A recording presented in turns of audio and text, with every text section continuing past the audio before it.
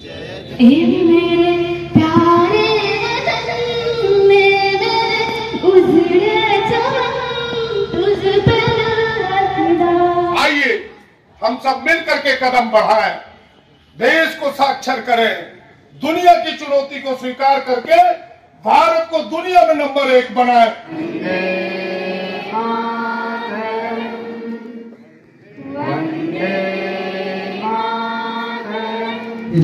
बुढ़ियाहाट प्रखंड मुख्यालय समेत ग्रामीण क्षेत्रों में हर्षोल्लास एवं देशभक्ति की भावना के साथ मनाया गया 78वां गणतंत्र दिवस। मुख्य समारोह प्रखंड परिसर में आयोजित किया गया, जहां प्रमुख शीला मरांडी ने बीडीओ फुलेश्वर मुर्मू, सीओ पुष्पक रजक, प्रखंड विसूत्री अध्यक्ष अजय शर्मा एवं प्रभारी चिकित्सा पदाधिकारी डॉक्टर रमेश एवं अन्य गण्यमान्य लोगों के समक्ष झंडोत्तोलन किया। इस अवसर पर विभिन्न स्कूलों के बच्चों ने परेड में भाग लिया। वहीं संत फ्रांसिस के एनसीसी कैडेट्स एवं पुलिस टुकड़ियों ने झंडे को सलामी दी तथा सरस्वती शिशु मंदिर के छात्रों ने बैंड धुन पर राष्ट्रीय गीत बजाए। इसके अतिरिक्त +2 उच्च विद्यालय में प्रभारी प्रधानाध्यापक नीतीश कुमार, मध्य विद्यालय में गोपाल पाठक, संत फ्रांसिस में फादर राजू ने झंडोत्तोलन किया। इस अवसर पर बच्चों ने झांकी प्रस्तुत किया, जो सरस्वती शिशु मंदिर के बच्चे थे। झांकी काफी आकर्षक है। वहीं सरस्वती शिशु मंदिर की एक बच्ची ने राष्ट्रीय गीत गाकर सबको मन मोह लिया। आइए सुनते हैं गीत की कुछ झलकियां।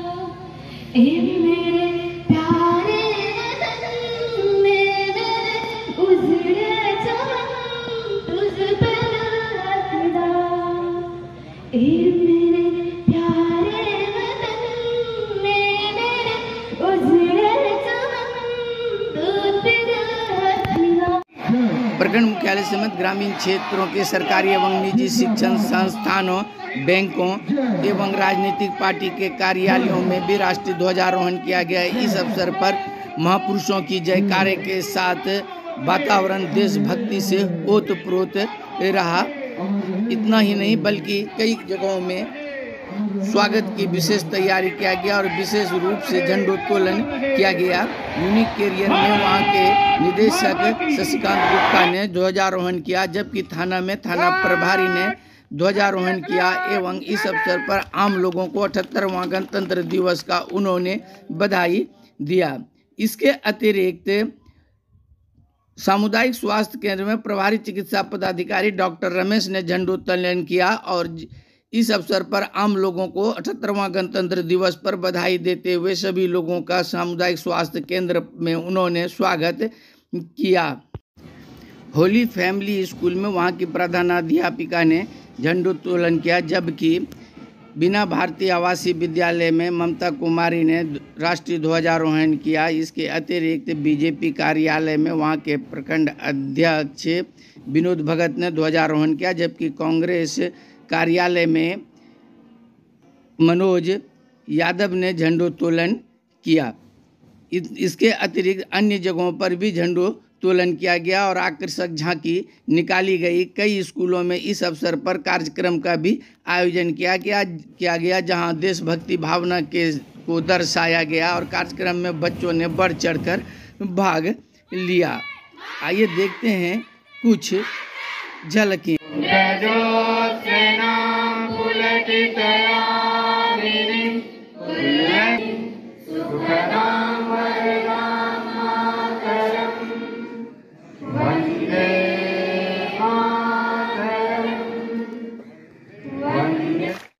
सूरज मंडल इंटर महाविद्यालय में प्राचार्य प्रेमनंदन कुमार ने ध्वजारोहण किया, जबकि विधायक सह शासी निकाय के अध्यक्ष प्रदीप यादव ने महापुरुषों के चित्र पर माल्यार्पण किया। इसके अतिरिक्त सचिव दीपनारायण भगत, बीडीओ फुलेश्वर मुर्मू, अंचलाधिकारी पुष्पक रजक ने महापुरुषों के चित्रों पर माल्यार्पण किया। वक्ताओं ने इस अवसर पर आम लोगों को संबोधित भी किया। आइए सुनते हैं विधायक प्रदीप यादव क्या कुछ कहते हैं।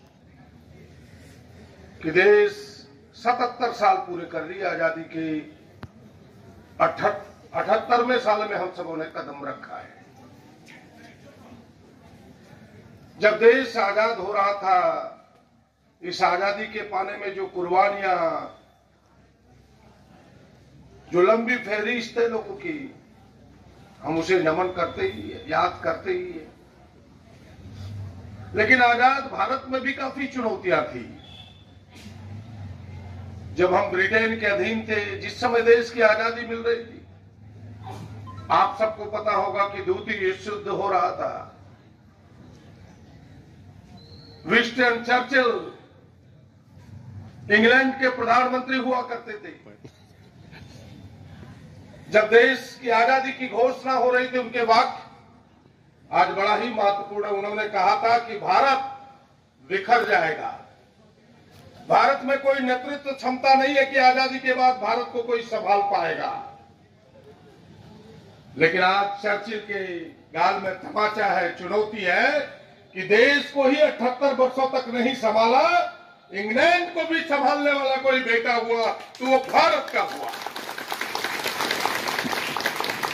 इसलिए मैं इस वाक्य को आपके सामने उद्धृत कर रहा हूं। इस 77 वर्ष में देश काफी ऊंचाई पर पहुंचा, लंबी छलांग लगाई, चुनौतियां थी। जिस समय देश आजाद हो रहा था, 82% लोग निरक्षर थे, मात्र 18% लोग साक्षर थे। 34 करोड़ आबादी थी उस समय। 90% लोग गरीबी रेखा से नीचे थे। हमें खाने की अनाज की भी कमी थी। गांधी जी के नेतृत्व में यह जो देश आजाद हुआ, पंडित नेहरू के हाथ में जब देश आया, आभार व्यक्त करना चाहता है यह पूरा देश कि जिस तरह अपने विजन से दुनिया की चुनौती को स्वीकार करते हुए उन्होंने देश को आगे बढ़ाया और जिस मुकाम पर खड़ा कर दिया देश को कि हम केवल अपना ही अनाज नहीं, दुनिया के देशों को अनाज देते हैं, ये काबिल कर दिया इस देश को। एक एक चीजें जिस इंग्लैंड की हम बात करते हैं, इंग्लैंड की आप अगर कहीं देख करके पढ़े कि इंग्लैंड का जो स्वास्थ्य व्यवस्था है उसके 75% डॉक्टर इंडियन है। दुनिया के आईटी के क्षेत्र में हमने पूरी दुनिया को लोहा बनाया है। हम काफी आगे बढ़े, बहुत लंबी चौड़ी बात न करते हुए, लेकिन आज भी हमारे सामने चुनौती है। उन चुनौतियों को हम सबको मिल के सामना करना होगा, डट के सामना करना होगा, राजनीति से, पद से ऊपर उठना होगा। देश तभी सुरक्षित होगा और देश की सुरक्षा सबसे बड़ी है। देश की जो पहचान है धर्मनिरपेक्षता, जो गांधी जी का सपना था, जो गांधी जी के नारे थे, हिंदू, मुस्लिम, सिख, ईसाई, हम सब हैं भाई भाई। इस सपने को हमें साकार करने के लिए मजबूत करना होगा इस देश को। आइए हम सब मिलकर के कदम बढ़ाएं, देश को साक्षर करें, दुनिया की चुनौती को स्वीकार करके भारत को दुनिया में नंबर 1 बनाएं।